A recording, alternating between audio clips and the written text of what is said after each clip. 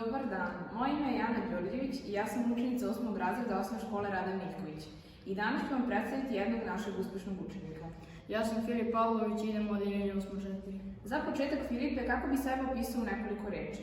Volim druženje, volim sportove i radove na računarima.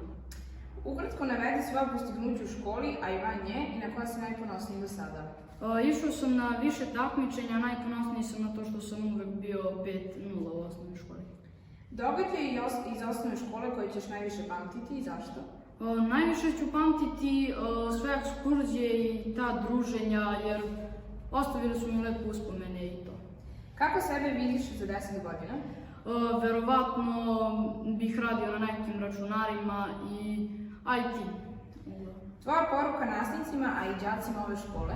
Đacima da se druže i da uče, a nastavnicima da nastave sa radom da uče druge. I nešto za kraj? Nešto za kraj. Pa osnovna škola je najlepši deo detinjstva, tako da kažem, i trebamo to da iskoristimo da bismo se družili i ostavili lepe uspomene. Hvala, to je to. Hvala.